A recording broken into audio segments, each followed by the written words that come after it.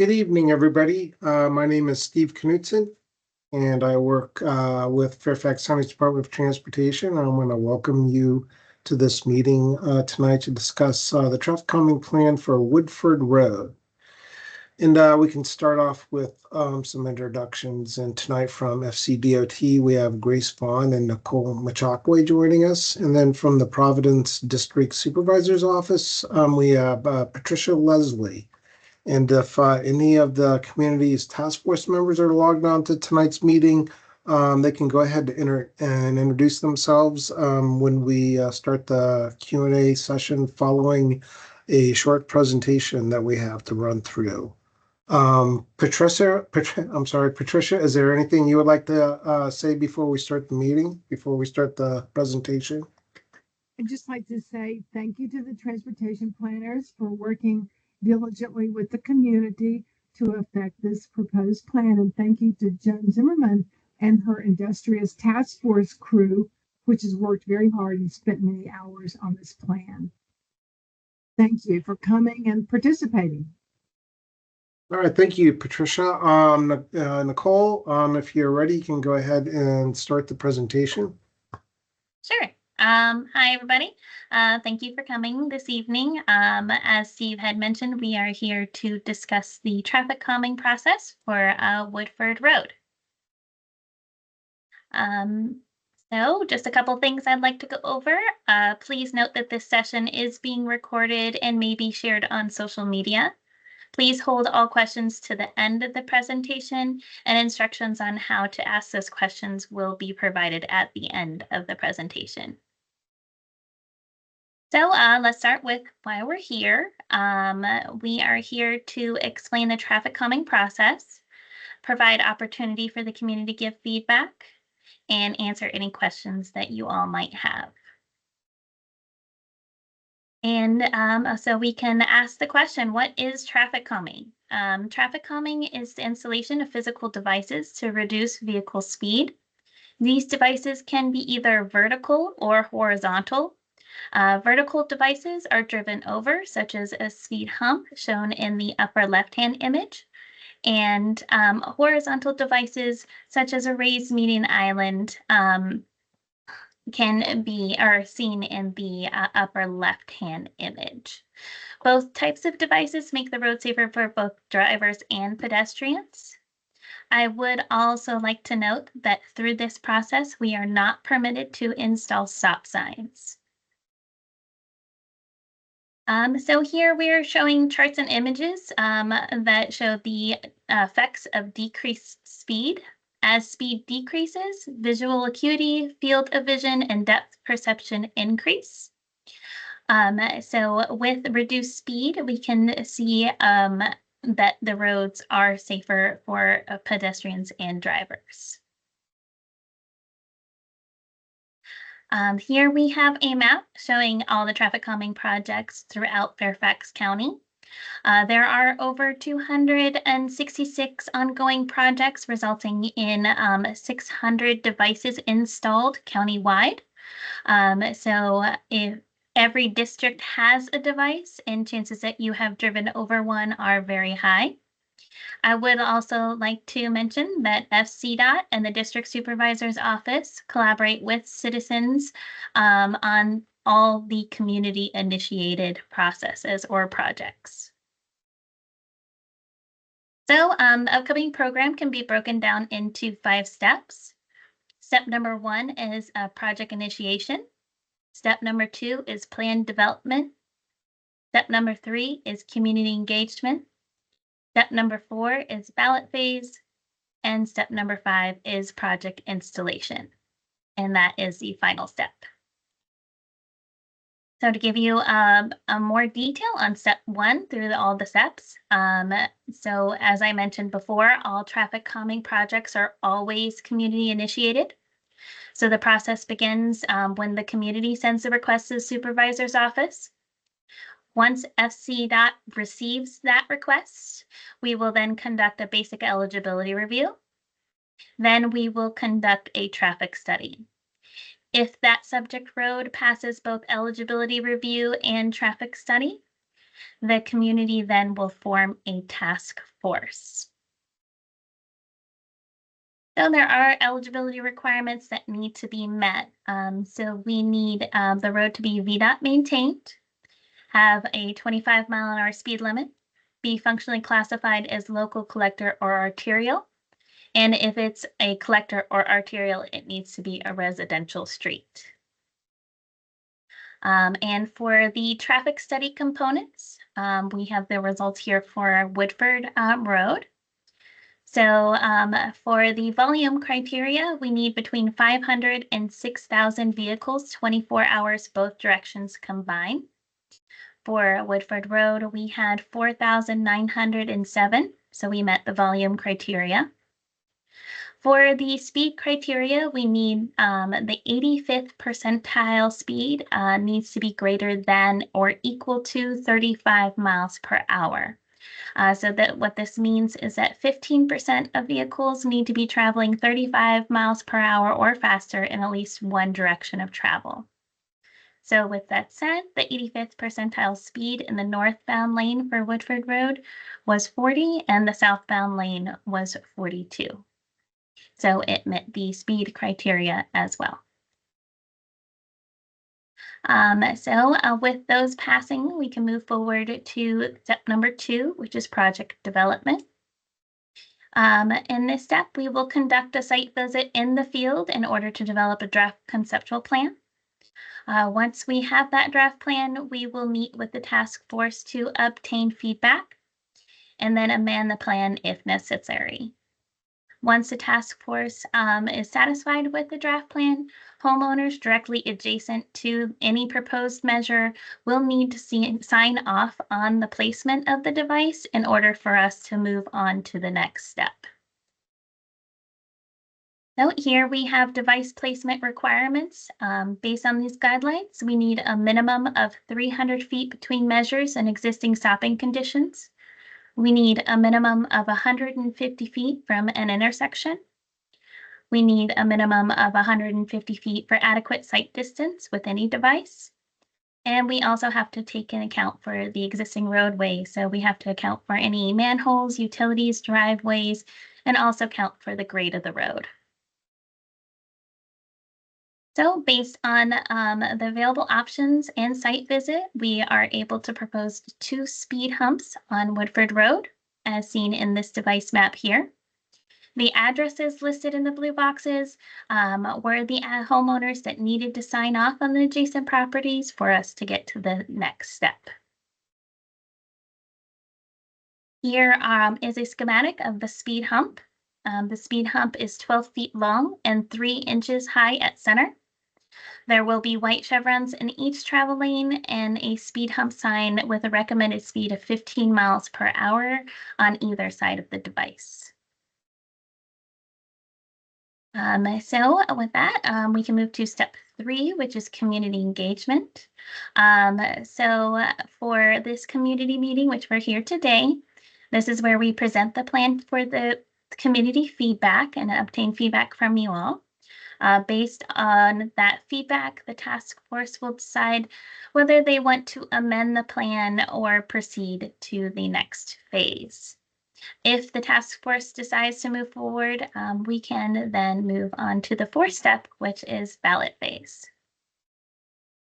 So on ballot phase, each household in the ballot area will receive 1 vote.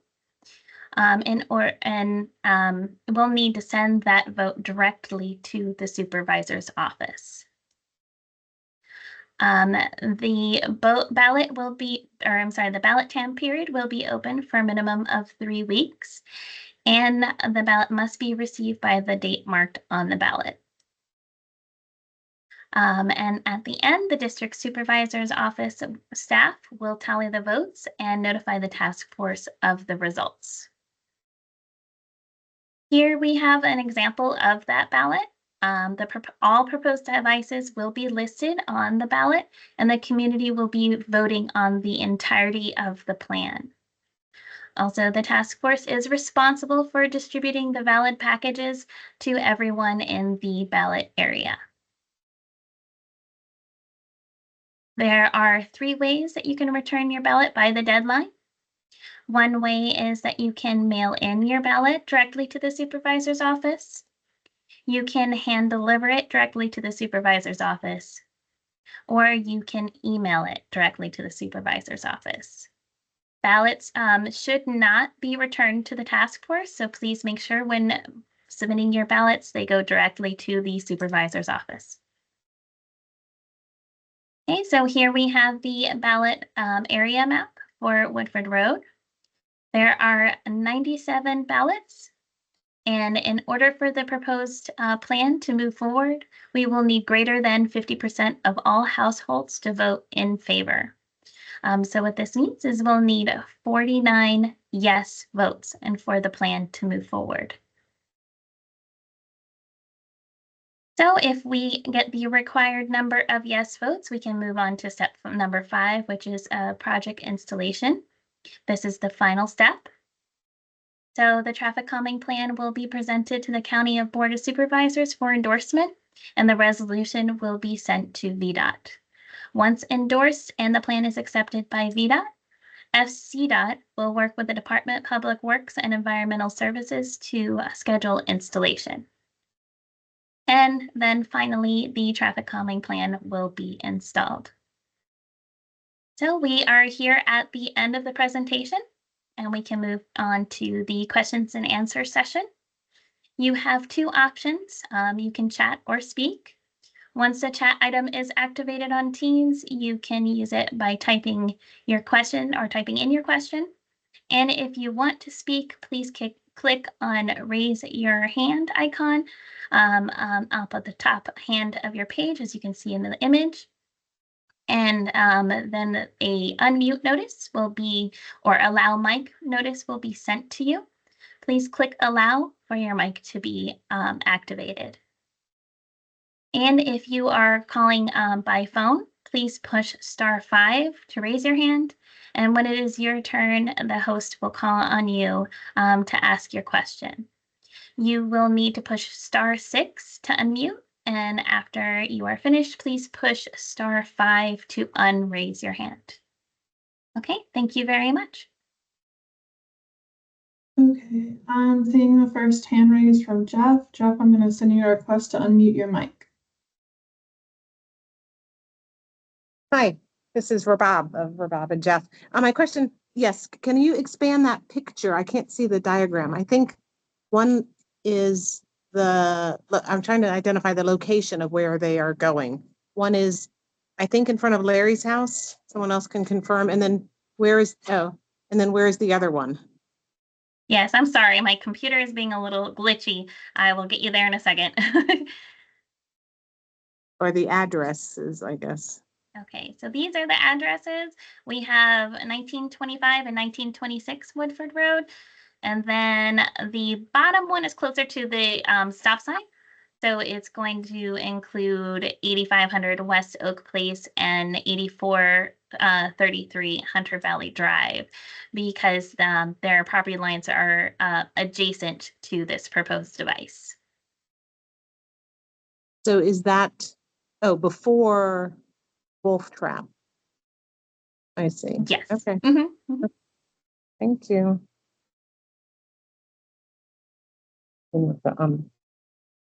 If you want me to stay zoomed, I can. That's not a problem. It's better. So, and I'm sorry, you said these are speed humps. Yes, ma'am. Thank you.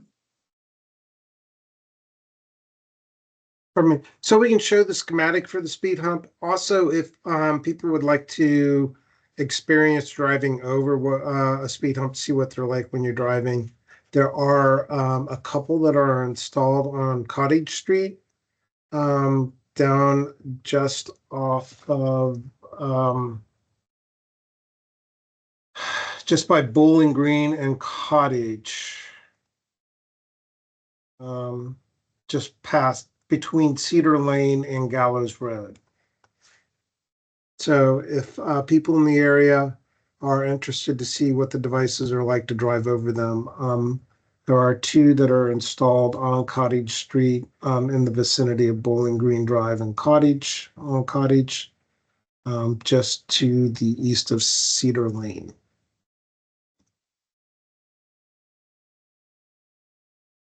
Thank you. There's a question in chat about getting a copy of the deck of the slides. Yes, so I do believe that the slides were sent out earlier today to Patricia. So the supervisor's office does have a copy of all the slides that we're showing tonight, and she can send those on to whomever requests. So you would just need to contact Patricia Leslie at the Providence District Supervisor's Office, and she can provide those to you. So we can go back to a contact slide that we have to show how to reach out to that office. There we go. Also, the task force should have copies of the slides. Okay. All right. So if you do want to reach out to Patricia directly, you can just email at providence@fairfaxcounty.gov. Put Woodford Road traffic calming in the subject line and request a copy of the slides. Okay, thank you. The next hand raised I saw was from Barry. Barry, I'm gonna send you a request to unmute your mic.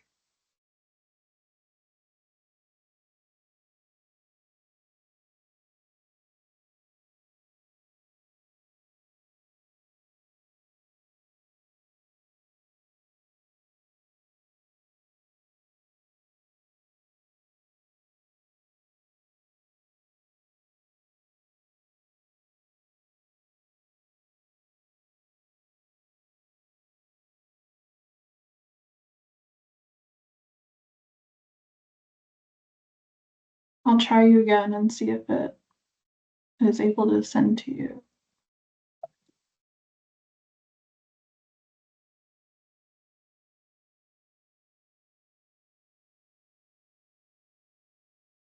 Okay, Barry says that his mic's not working currently, so he's working on it.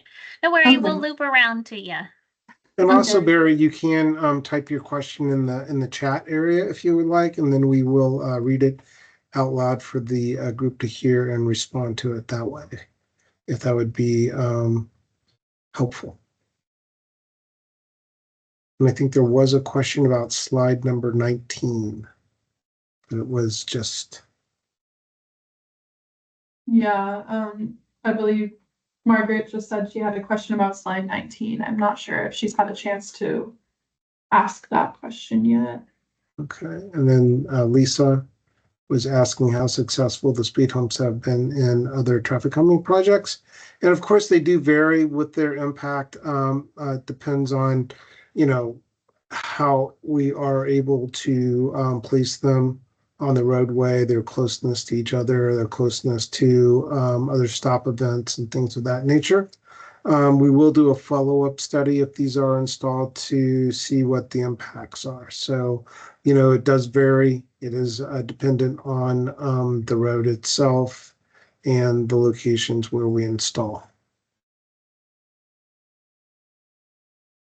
Okay, I know Matt Lyle, I believe, was the next hand I saw. I'm gonna send you a request to unmute your mic. Yeah, my question is, can you hear me?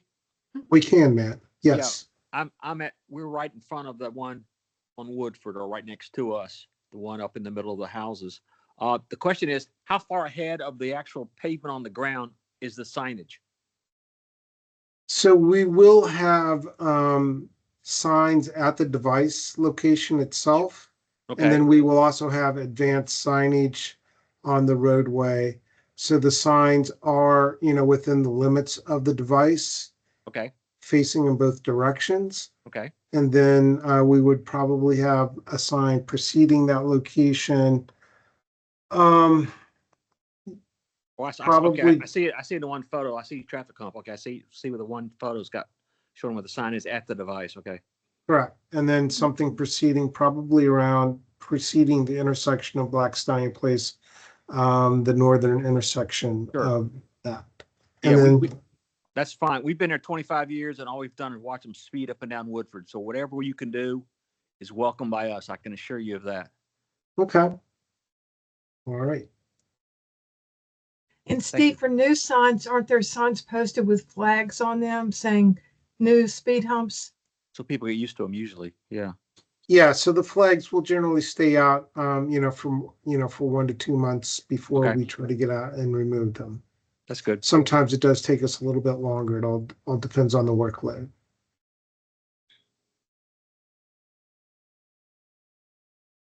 Okay, thank Thank you. you. It looks like Margaret was able to ask her question. She was asking on slide 19, it looks like there's 3 commercial buildings included in the list of households. Will those commercial buildings receive a ballot? So in our current process, we do issue ballots to commercial property. So if we can find the actual owner of that parcel, they will receive that ballot. So yes, they will.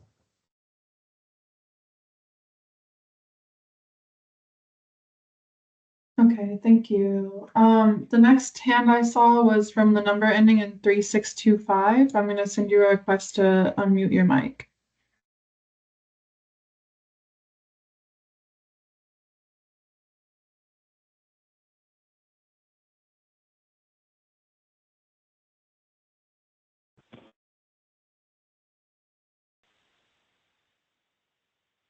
Hi there, this is Barry. Can you hear me?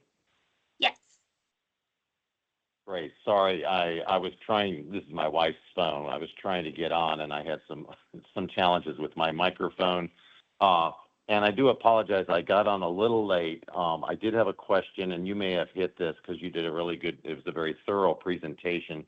My question is regarding the placement of the traffic calming, the one that's closest to Wolf Trap. And you may have covered this before I got on, but I do know that it's an uphill, there's an incline going up from Wolf Trap up on Woodford, and cars aren't getting that much speed. And it seems like the traffic calming device is pretty close to that stop sign there.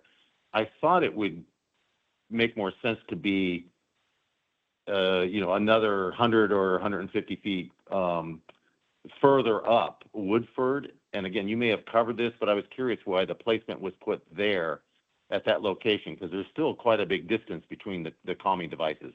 Thank you.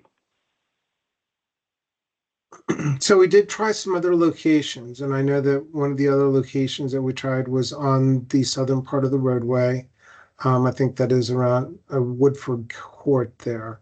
Unfortunately, as Nicole had pointed out in the presentation earlier, when we go through this process, we need to have the homeowners that live immediately adjacent to a proposed location sign off and say that it's okay for that device to go there. And we were not able to get sign off at that other location. So sometimes, the plan starts out looking one way and then ends up, a little bit different. So, we did have to take on that southern end the location that we were able to get sign off for.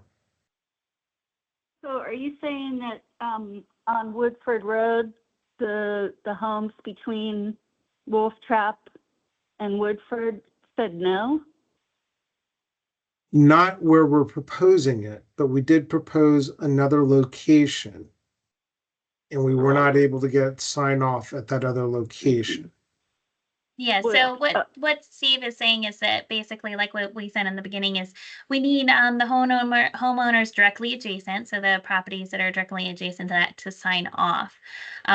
So what that means is they have to give permission in order for the device to move there. So since we have to finish that step before we get to this community meeting, this is what we're able to propose based off of those factors within. But like as Steve said, we did offer actually 2 other locations along Woodford Road, but unfortunately the task force was unable to obtain homeowner sign off.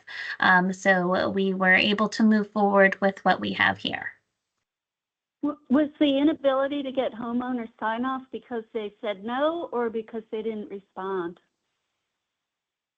I believe it was because they said no, but we would have to confirm that from one of the task force members. So if one of the task force members is on, if they could, possibly write in the chat. So or Joanne is writing in the chat. She is saying, Barry, I queried one house, and as Steve said, the household did not or wish to have that speed hump by their house. Okay. One of the homes is vacant. One of the homes that, on that route.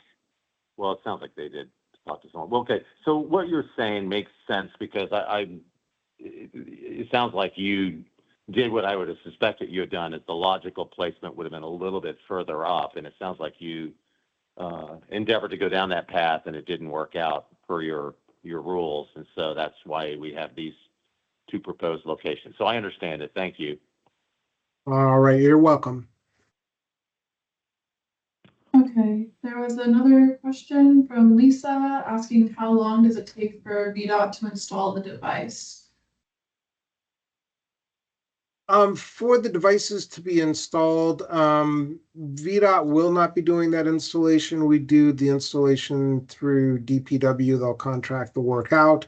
If you're talking about the day of, actually, it generally takes them, a couple hours to do one location installation or one device installation.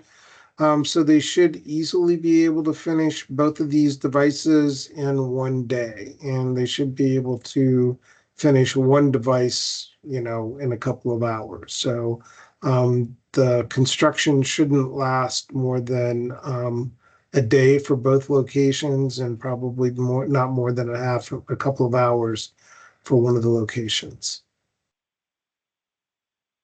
Okay, thank you, Steve. Margaret asks, why are commercial buildings considered a household and why would they be inclined to support traffic calming devices? So that was a change that was made at the state level a couple of years ago. It used to be that commercial property was not included in this process. I'm not positive what the thought process was to include them, but once they made that change at the state level, because these are VDOT maintained roads, we're working on a VDOT asset, so we have to abide by their qualifiers and regulations. And once they made that change to include the commercial property, we had to follow suit. And so, there are times where I think we are getting support from commercial, but I'm not positive how often it happens. Okay, this was directed towards Joan or Joanne, but they ask if the commercial buildings don't sign off, does this negatively impact the ratio of votes needed? So if they don't sign off, if we go to the ballot map and just show the outcome that we need to pass, we need a set number of yes votes. So we're going to need 49 yes votes to come back. If we aren't working off of a percentage of the ballots sent in, it's off of the percentage of the ballots issued. So since there were 97 ballots issued, we need greater than 50% to come back with a yes or support for the installation of the devices. And so that kind of that threshold number that we need is 49. Okay, thank you. I believe Joan had her hand raised. I'll send you a request to unmute.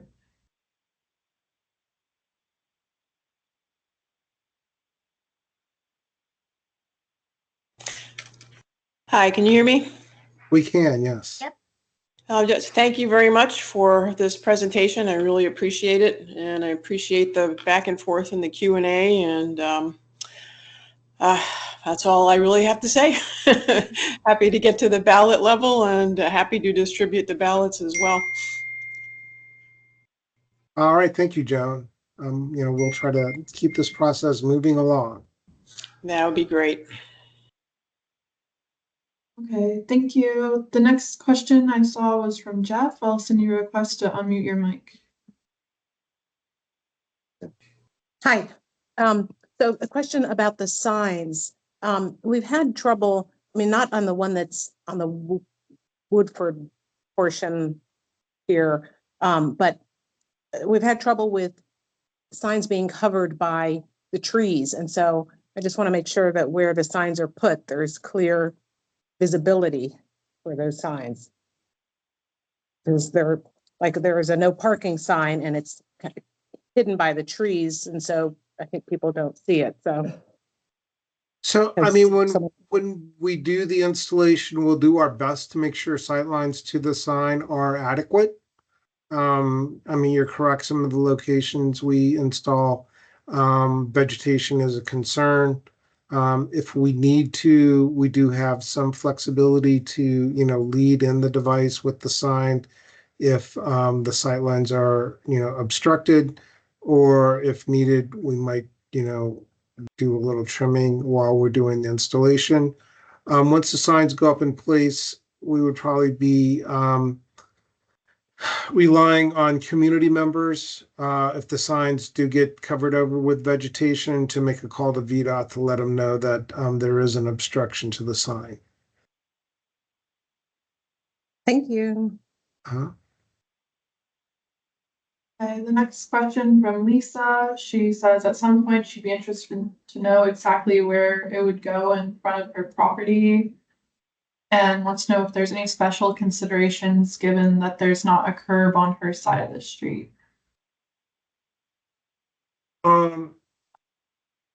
We can pull up the schematic that we have. Are we talking about 1921? Is that correct?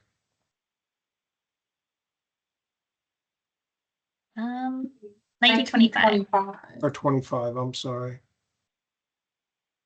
I mean, we can, work with the homeowner on where the sign goes.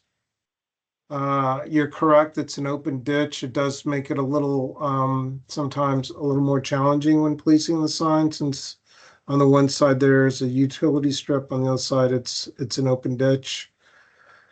But we can work with you, just to try to make sure that, the sign isn't, right out your front door or obstructing your view when you pull out of your driveway. So, when it gets to the point of doing the installation, if need be, you can reach back out to the supervisor's office. We can try to mark up the sign location and hopefully try to make sure that you're not displeased with the sign location. There also should be markings on the road signifying where the devices might be proposed. So if you see white bracketing arrows with SH or ST, that will give you kind of like an idea of where the device is going. And also, since as you can see in the images, we do lead the signs. That can also give you an idea of where they might be placed just from the schematic. And as Steve said, we can work with you to change that location. Okay, thank you. I missed a question from earlier. Pat was asking if the vote is successful, how long before they are installed? Steve, do you want me to jump Okay. on that one? You take it away, Nicole. Sure. Once we move forward after the community meeting, the task force will decide whether they want to move forward to ballot based off of the comments today. Once they notify us of how they want to move forward, when they want to move forward, there are various documents that will need to be sent to them, and then back to us to verify, and then we can give them the materials to distribute for the ballot. So this process can take up to 4 weeks or longer, depending how quickly we can move. And then after the ballot, if the ballot passes, we then, like I said, have to take it to the Board of Supervisors for endorsement. So depending on the time of year and what date that falls on, we will have to find a board date in order to present it. And that could take, a month or less than a month, depending on, the falling dates for the board meetings. And then after we get it endorsed, and through our process, and to Department of Public Works. I would say that it's going to take anywhere between 5 to 8 months, maybe 9, depending on the weather. So once DPWES, which is Department of Public Works, receives the installation packet, they have to go through their process. And if that process ends in, let's say, January, where the weather is very cold, or, bad weather, winter weather, we will have to wait until the following season in order to just install them.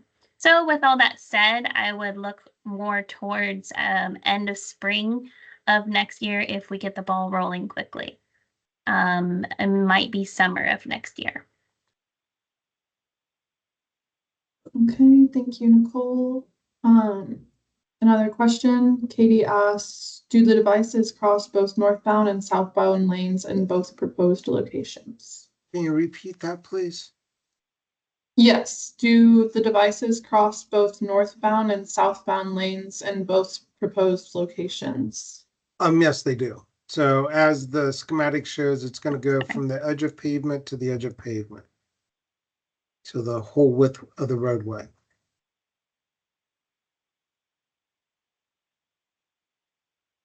Okay, thank you. I think I'm caught up on questions. If you want to type yours in chat or raise a hand, we can do our best to answer them.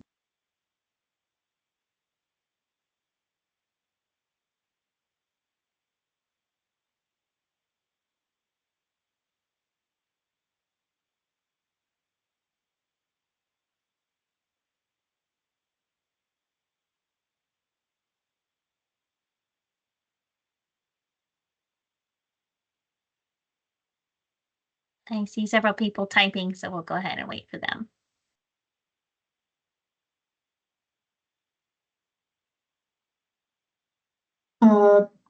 Tricia asks, have you ever known the Board of Supervisors to reject a community's approval of a traffic calming plan? No, not yet. I mean, I've been doing this for, around 20 years, and I don't think they have ever rejected or not endorsed one of the plans that we submitted or brought before them. It is an admin item, so it's just a routine item. So they're generally aware. The Providence district will be made aware before this goes before the board, the date that it will, go before the board. And, if there is any concern, it would probably be brought to our attention before it went to the board. But, once the community votes, and if the community votes to support this plan, generally the supervisor's office and the board of supervisors are going to support it also. Okay, thank you, Steve. Barry is wondering how long after the vote deadline before we will know whether the plan passed. So, we should know, basically within a week of that, that date on the ballot. So if it ends on, October 1st, we should know within a week or two the outcome. It all kind of depends on Patricia and how fast that her office can tally those votes and get the information out. So I guess I probably should have let Patricia answer the question. Well, we tally the votes by day, so you'll know right off the bat, and you may know before the deadline. If enough affirmative votes arrive before the deadline, I'll certainly let the task force know. All right. Thanks, Patricia.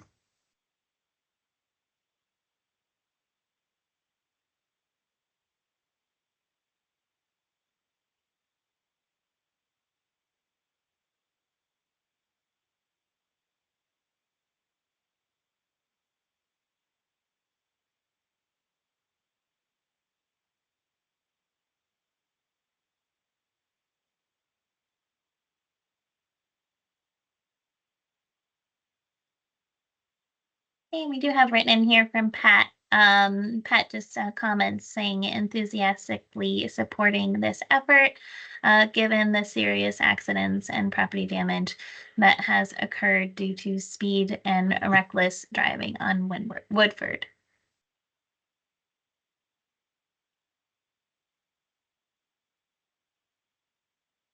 And so I think Nicole kind of touched on like next steps. So the task force should regather after this meeting, make their determination on if they want to proceed to the ballot process. If they do, we'll send out templates to the supervisor's office, and they'll send it to the task force.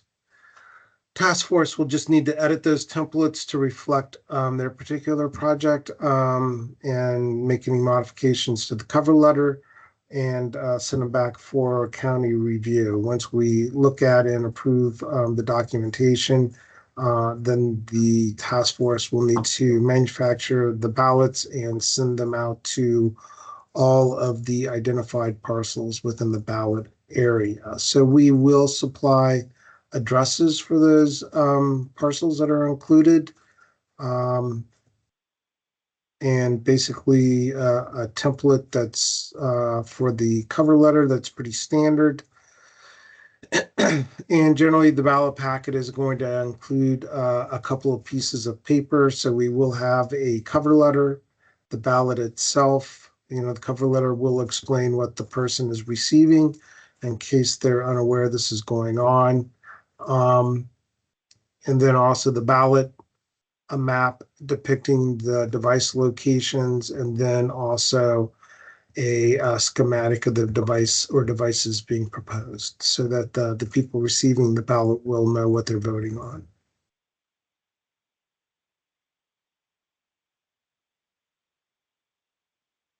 And also, if you all have questions that you come up with after this meeting, feel free to reach out to Patricia's office at the Providence District's and or us at our FCDOT email, which is dotinfo@fairfaxcounty.gov, or you can reach us by phone 703-877-5600, and just make reference for the Woodford traffic calming plan. And then the same for the Providence District. Their email is providence at fairfaxcounty.gov. Their phone number is 703-560-6946. Also, this is, like I said before, we are recording this meeting. Anybody that attended tonight should receive a copy of the recording fairly soon. It will, if you registered through via email, you will receive that email. If others were not able to attend, just give us some time and we'll have to go through some processes to make this available to the public. So once that is available, we'll send it to Patricia and she can forward it on to the task force.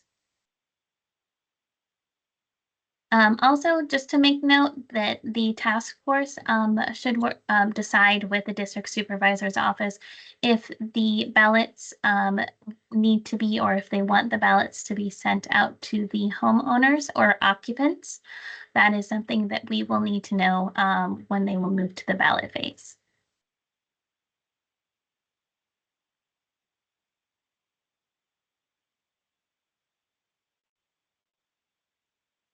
I see a hand raised from Joan. I'll send you a request to unmute.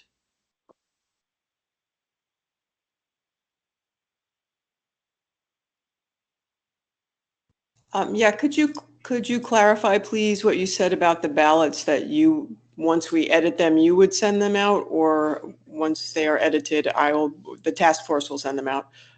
Yeah, that would. Oh, sorry, Steve. Go ahead. That would be the task force responsibility to send the ballots out, to manufacture and send them out. Okay, just want to be clear. Thank you. Mm-hmm. We just will need to verify what you do send out. So we'll prepare the documents, send them to you guys, make the necessary edits, and then you send them back to us for verification. And then we give you the go ahead on whether you can move forward to distribution. Okay, and is the postage covered on that or not? It's not. Okay.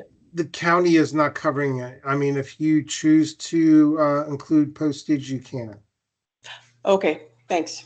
Okay, and we do have, the electronic version or method to return the ballots too. So Right. if people, want to do it electronically, they can. They also can take a picture of it and then send it via email. Not everybody has a scanner, so don't worry, you don't have to scan it in. But as long as you take a visible picture of the ballot, showing the ballot entirety, then you can send that via email as well, directly to the supervisor's office. Okay, sounds good. Joan, it's up to the task force to make copies also. Yeah, I pretty much got that. Thank you. Okay. Okay, thank you. Did you I want to see- introduce members of the task force?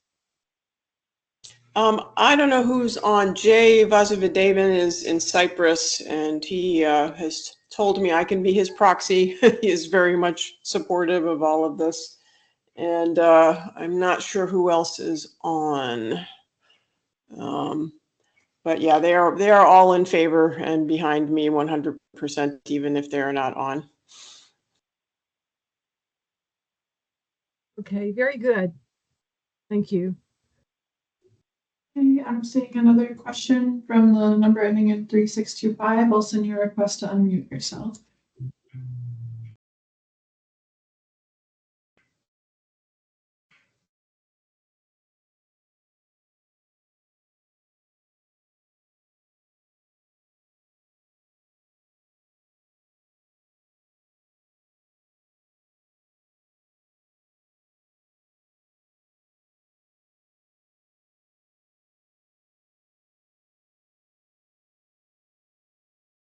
I can try again and see if it should have just come your way.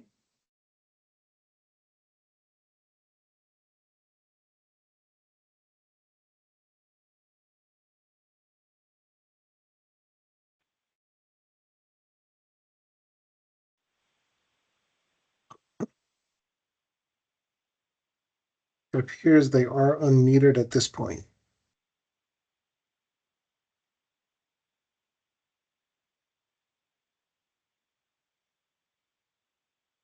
So if the caller at 298-3625 has a question, I believe that you are unmuted if you would like to ask.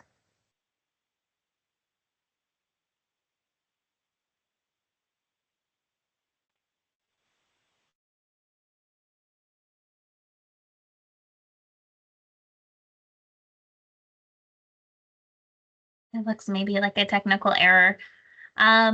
If you do have further questions oh, the hand raised again. Do you want to try one more time? Yeah, I can send another request and see if that helps. Or And they are unmuted now. okay. Okay, sorry about There we that. go. No, it's okay.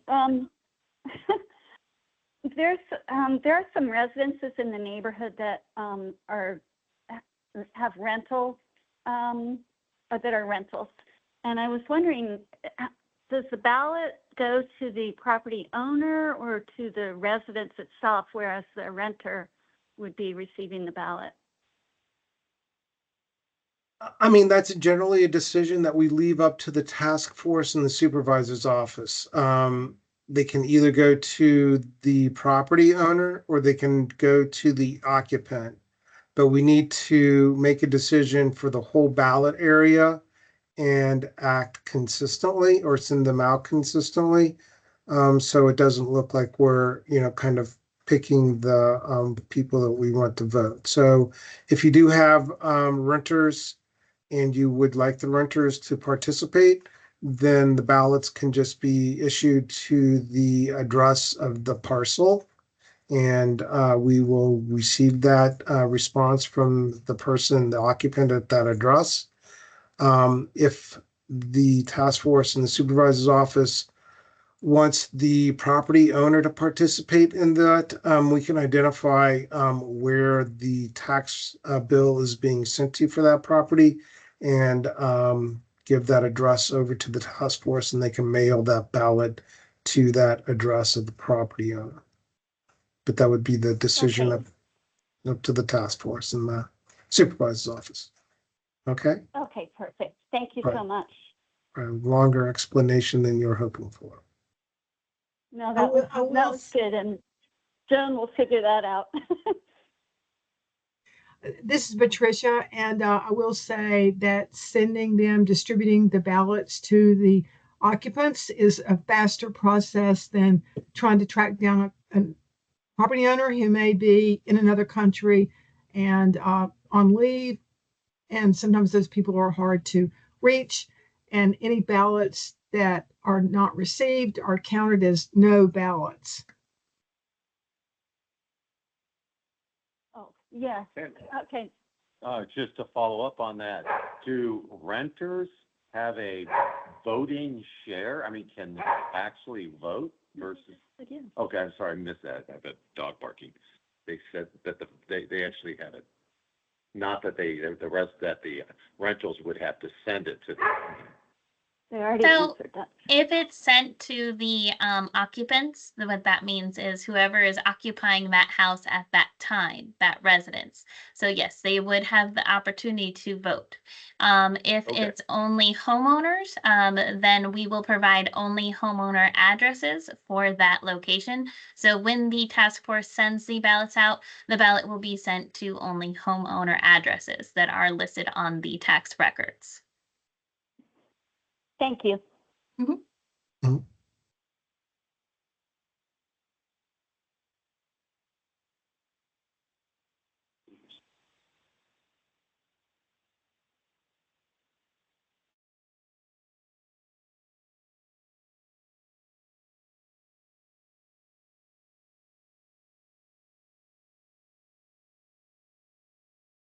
Okay, well, I'm not seeing any more questions right now.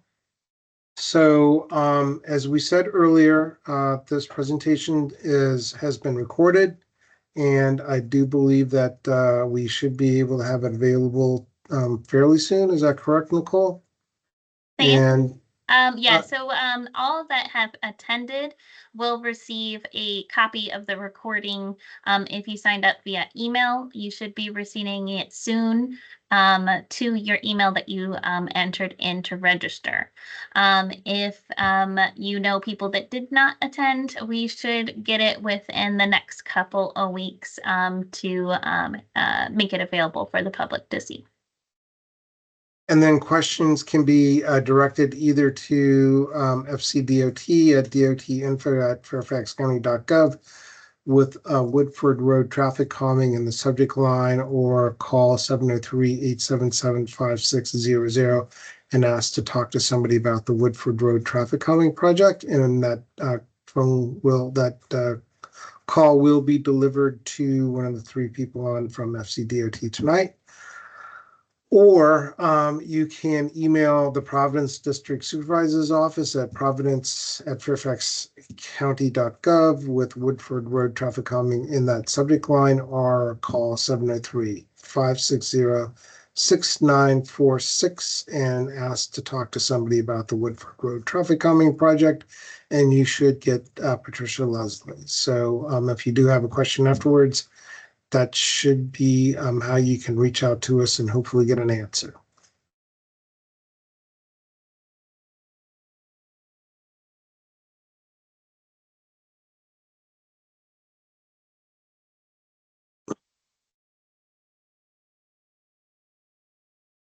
All right. I hope everybody will have a good evening tonight, and I think we are going to go ahead and sign off. So good night. Thank you, Steve and Nicole and Grace and Joan and the task force. Great meeting. Thank you, Thank you, Patricia. Patricia. Thanks.